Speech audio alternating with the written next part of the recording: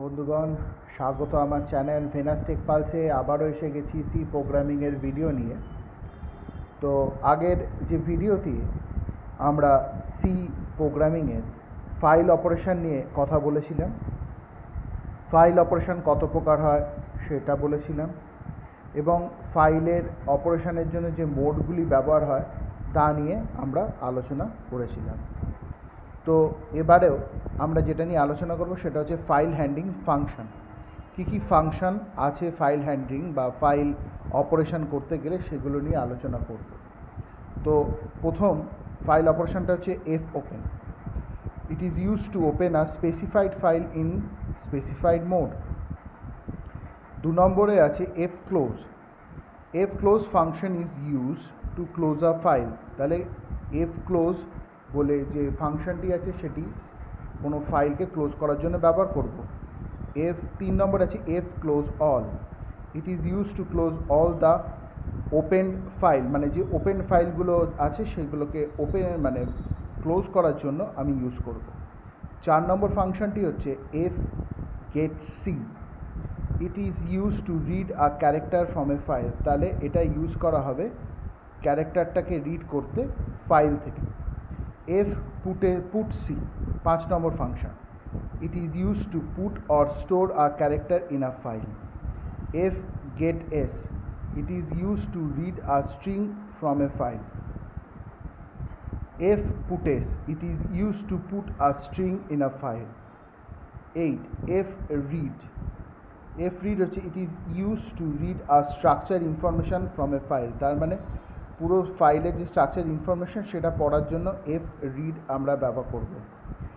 9 F write. It is use to write a structure information to a file. এটা একটা ফাইলের structure information লেখার জন্য আমি ব্যবহার করব।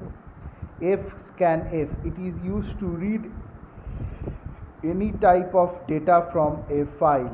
এটা যে কোনো টাইপ মানে যে কোনো ডেটাকে মানে পড়ার জন্য বা স্ক্যান করার জন্য লাগবে। Printf. It is use to write any type of data in a file. তাহলে any type of data write করার জন্য ফাইলে এটা আমাদের ইউজ করা হবে।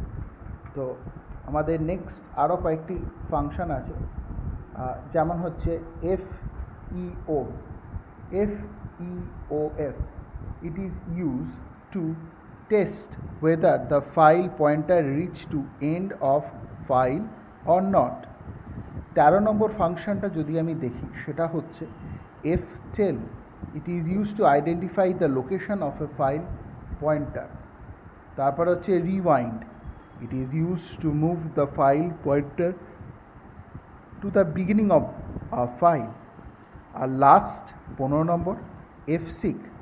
It is used to move the file pointer from one location to another location.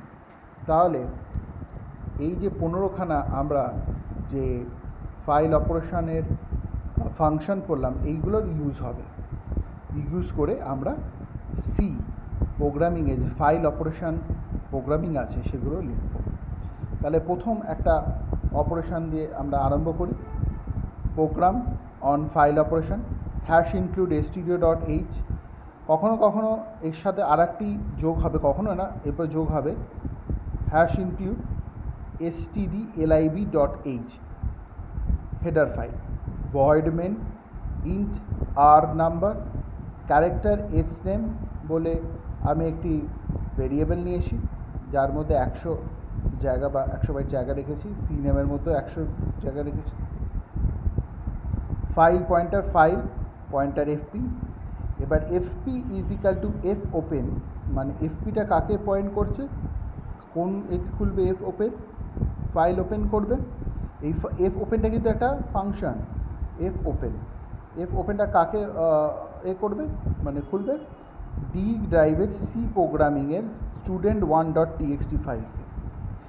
If FP is equal to null, যদি এফপির মধ্যে মানে যখন পয়েন্টারটা গিয়ে এফপির মধ্যে এই এফ ওপেনে গিয়ে ডি ড্রাইভে গিয়ে সি প্রোগ্রামিং student1.txt যদি খুঁজে না পায় তাহলে কি লিখবে, প্রিন্টএফ ফাইল এরর, এক্সিট হয়ে বেরিয়ে আসবে, এক্সিট 0 হয়ে বেরিয়ে আসবে। কিন্তু যদি যখন এই ফাইল পয়েন্টার এফপিটা যখন খুঁজে পাবে, কি খুঁজে পাবে, যখন ফাইল খুঁজে পাবে এই student1.txt ফাইলটি, তখন কী হবে, প্রিন্টএফ এন্টার আর নাম্বার, এস নাম্বার এবং সি নাম্বার, এবার স্ক্যানএফ করবে কি, এবার ইউজারের কাছ থেকে এই আর নাম্বার, এস নাম্বার এবং সি নাম্বার চাইবে, আর সেটাকে এফ প্রিন্ট দিয়ে, এফ প্রিন্ট যে ফাংশান আছে, যে 15খানা ফাংশান আমি আপনাদের সামনে তুলে ধরেছিলাম বা বলেছিলাম, সেই এফ প্রিন্ট ফাংশান দিয়ে, এফপি দিয়ে এই আর নাম্বার, এস নাম্বার এবং সি নাম্বারটাকে ওই যে student.txt-র মধ্যে ছিল সেটাকে তুলে আনবে এবং এফ ক্লোজ করবে ফাইলটা এবং লাস্টে দেখাবে printf data successfully write to student1.txt file. এটা হচ্ছে মানে আমি তিনটে জিনিস, আর নাম্বার মানে roll number, S name student name, আর সি নেম মানে হচ্ছে কলেজ নেম ধরুন, সেইটা আমি এই student1.txt ফাইলের মধ্যে সুন্দরভাবে তুলে রাখলাম। তো বন্ধুগণ, আজকে আমরা কি দেখলাম, যে ফাইল অপারেশন, যে অপারেশন করতে যে ফাংশনগুলো লাগে সেই ফাংশনগুলো আপনাদের সামনে তুলে ধরলাম এবং তার সাথে একটা ছোট্ট প্রোগ্রাম আপনাদেরকে আমি দেখালাম। তো আজকের জন্য এইটুকুনি। আমার নেক্সট ভিডিওতে আরও কিছু ভিডিও নিয়ে আমি ফিরে আসবো এই সি প্রোগ্রামিংয়ে। ততক্ষণের জন্য আমাকে যাকে বলে হচ্ছে আজকে এর বেশি আর কিছু আজকে বলছি না। আপনারা আগে এইটুকুনি আগে দেখে আমাকে সাবস্ক্রাইব করে আমার চ্যানেলকে কমেন্ট করুন এবং পরের ভিডিওর জন্য অপেক্ষা করুন। নমস্কার।